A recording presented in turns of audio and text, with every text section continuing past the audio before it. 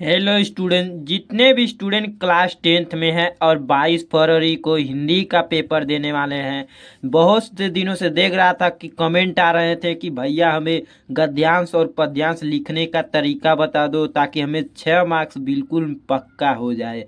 तो आज की इस वीडियो में हम लोग यही देखने वाले हैं, एकदम प्रॉपर तरीके से आपको संदर्भ किस तरीके से लिखना है और व्याख्या कैसे करनी है। बिल्कुल हम बोर्ड वाली कॉपी पेपर के साथ देखेंगे जो हमारे पास है क्वेश्चन का पेपर। ठीक है, आज इसकी इस वीडियो में हम गद्यांश और पद्यांश दोनों सॉल्व करने वाले हैं। आप कैसे बोर्ड एग्जाम में लिखोगे ताकि आपको फुल मार्क्स मिले। ये हमारा जो गद्यांश है बहुत ही इम्पोर्टेंट है। तो क्या करा, देखिए निम्नलिखित गद्यांशों में से किसी एक गद्यांश पर आधारित सभी प्रश्नों के उत्तर लिखिए। तो देखिए आपको अथवा करके देगा, पूछेगा, चाहे इसे कीजिए चाहे ए वाला कीजिए। तो आपको कैसे लिखोगे ताकि एग्जामिनर को पता चले कि जो स्टूडेंट है कौन सा क्वेश्चन किया है, ये मेन पॉइंट होता है। तो पहले आप क्या करोगे, देखो आप खंड ब डालना, वर्णनात्मक प्रश्न यहाँ पर लिख दिया हूँ। देखो वर्णनात्मक प्रश्न खंड ब का प्रश्न उत्तर संख्या पहला है। आखिर उसे पता तो चले कौन सा प्रश्न हो रहा है, पहला है ना हमारा, देख सकते पहला। तो पहला का जो करोगे उसे पहले शुरू का स्टेप लीजिएगा और लास्ट का स्टेप लीजिए। देखो मैंने शुरू का स्टेप ले लिया और लास्ट का स्टेप, इससे एग्जामिनर जो है उसे पता चल जाएगा। ठीक है, ये हमारा गद्यांश है। ताकि चलो देखते हैं, इसी तरह आप भी लिखिएगा बोर्ड एग्जाम में कॉपी में। देखो क्या कह रहा है, संदर्भ यहाँ पर दिया है, रुको एक मिनट। देखो देख रहा है, देखिए उपयुक्त गद्यांश का संदर्भ लिखिए। ठीक है, संदर्भ लिखना है, रेखांकित अंशों की व्याख्या करना है और ममता के आजीवन भयभीत रहने का क्या कारण था। ठीक है, तो आज की वीडियो बहुत इंपॉर्टेंट होने वाली है। तो चलिए देखते हैं। प्रस्तुत गद्यांश हमारी पाठ्य पुस्तक हिंदी के गद्य खंड में संकलित ममता नामक पाठ से लिया गया है तथा इसके लेखक जयशंकर प्रसाद है। जो मैं काले पेन से किया हूँ हाईलाइट, उसे आप भी बोर्ड एग्जाम में हाईलाइट कर देना अगर पता हो। हाँ, इस गद्यांश की लेखक यही हैं और इस पाठ से लिया गया है, तभी आप ऐसे काले पेन से एकदम कंफर्म हो तभी लिखिएगा। अगर नहीं कंफर्म रहना तो आप नीले पेन से ही लिख दीजिएगा। आपको एग्जामिनर 2 नंबर का हो 3 नंबर का हो कुछ नंबर देगा जरूर आपको, उसकी बात मत। अगर आपको पता रहता है इस खंड से लिया इस चैप्टर का है, ममता चैप्टर से है, ये जयशंकर प्रसाद जी इसके लेखक है, तो आप लिख सकते हैं काले पेन से। जो एग्जामिनर पर प्रभाव पड़ेगा वो आपको बोर्ड एग्जाम में काले पेन से आपको जल्द ही नंबर दे देगा, आपकी गद्यांश व्याख्या पड़ेगा ही नहीं। ठीक है, क्योंकि टॉपर की यही निशानी होती है, ये संदर्भ लिख देता है अच्छे से तो अब उसको व्याख्या के नंबर पूरे मिल ही जाते हैं, कुछ मिस्टेक भी किया होता है। तो देखो दूसरा है हमारा व्याख्या, देख सकते हैं रेखांकित अंशों की व्याख्या कीजिए। ठीक है, तो कैसे करोगे व्याख्या, ये आपको जो व्याख्या किया हूँ आपको विद्यानाय क्वेश्चन बैंक कहीं पर नहीं मिलेगा, एकदम सरल भाषा में है। अगर आप इसे तैयार करना चाहते हो तो एक ही बार पढ़ोगे अभी तैयार हो जाएगा। देखो देखो पढ़ता हूँ। लेखक का कहना है कि जब उस मुगल ने ममता का घर बनवाने का आदेश दिया तो ममता डर गई क्योंकि वह नहीं चाहती थी कि उसकी झोपड़ी को कोई नष्ट करे, तभी ममता को मृत्यु हो जाती है। ठीक है, और कहती है कि मैं इसे अब छोड़कर जा रही हूँ, यहाँ पर आपकी जो इच्छा हो वह बनाइए। ठीक है, तो ममता वो अपनी झोपड़ी की छोड़कर जा रही है, उसकी मृत्यु हो गई तो साधारण सीधी सी तो बात है, झोपड़ी को छोड़कर चली गई। ठीक है, तो ये हो गया हमारा। तो ठीक है, ये वाला प्रश्न देखो, ममता के जीवन भयभीत रहने का क्या कारण था, ममता क्यों भयभीत रहती थी पूरा जीवन भर। ठीक, चलिए ये वाला हम जानते हैं। ठीक है, चलिए देखते हैं।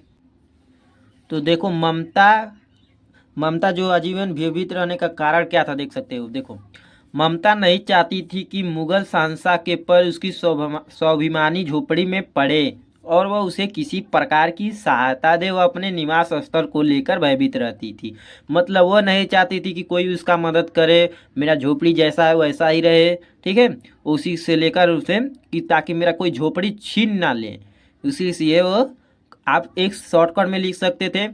देखो ममता के आजीवन भयभीत रहने का कारण क्या था, तो ऐसे लिख देना, ममता का आजीवन भयभीत रहने का कारण यह था वह अपने निवास स्थल को लेकर भयभीत रहती थी। बस 2 लाइन में हो गया, काम खत्म। ठीक है, ऐसे ही लिख सकते हो। अब चलिए हम देखते हैं पद्यांश। गद्यांश हो गया हमारा, पद्यांश देखते हैं।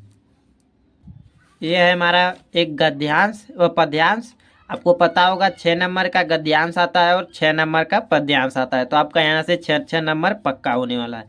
तो आज इसे हम लोग देखेंगे, सॉल्व करेंगे इसे। दो पूछेगा इसमें भी, देखें निम्नलिखित में से किसी एक पद्यांश का आधारित प्रश्नों के उत्तर दीजिए। ठीक है, तो हम ए वाला प्रश्न करेंगे। उपयुक्त पद्यांश का संदर्भ लिखना सीखेंगे। श्री राम के नेत्रों से आंसू क्यों बहने लगे, इसमें व्याख्या नहीं पूछा है। बहुत से ऐसे आ जाते हैं पद्यांश में जिसमें व्याख्या नहीं पूछता है। ठीक है, गद्यांश में पूछता है, पर ऐसे आ जाते हैं जो हमें व्याख्या नहीं पूछता है पद्यांश में, बड़ी कमी आता है।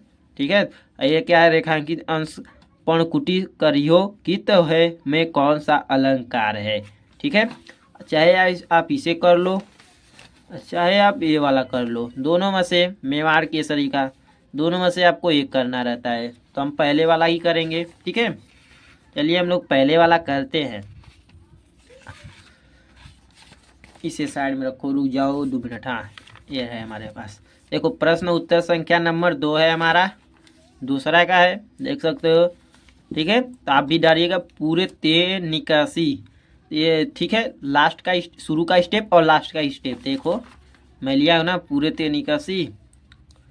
और क्या है, अति चारु चली चली जल चवे, देखो ये लास्ट का स्टेप ले लिया हूँ, शुरू का स्टेप लास्ट का। इसी तरह आप भी लिखोगे ताकि अथवा करके पूछता है, ताकि एग्जामिनर को पता लग सके कि बंदे ने, लड़के ने, कौन सा स्टूडेंट ने लिखा है। ठीक है, आखिर उसको पता चलना चाहिए। चलिए हम देखते हैं, संदर्भ भी देखेंगे।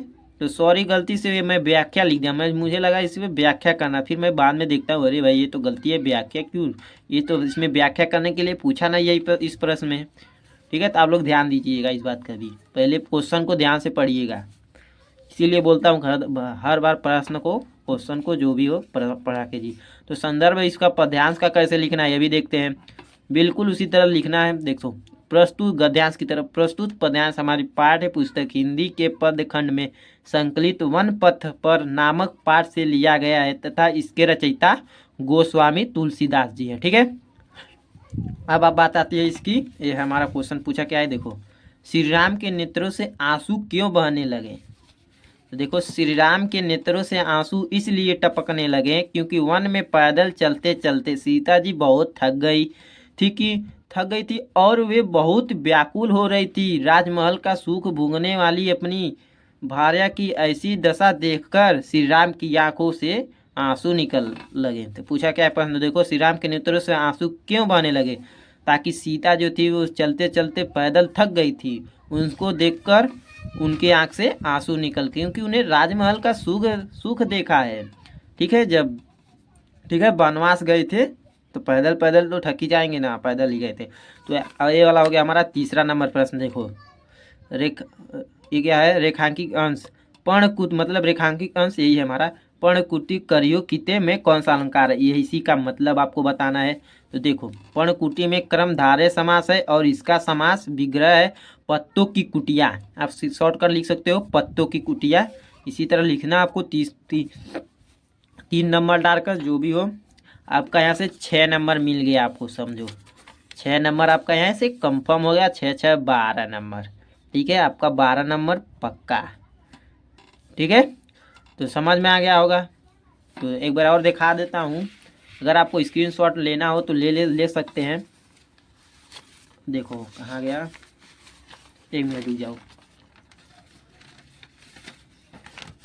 ये रहा हमारे पास। देखो आप स्क्रीनशॉट ले लो, ये हमारा पहला गद्यांश का है, लिख सकते हो कॉपी में, कोई दिक्कत नहीं है, कॉपी में लिखोगे तो आपको याद भी हो जाएगा। ये हमारा तीसरा वाला है, आपको तो प्रश्न मिल जाएगा। ठीक है, ये इसका आप देख कर स्क्रीनशॉट ले लीजिएगा, शुरू पीछे कर देख लीजिएगा जो जब पढ़कर बताया हूँ।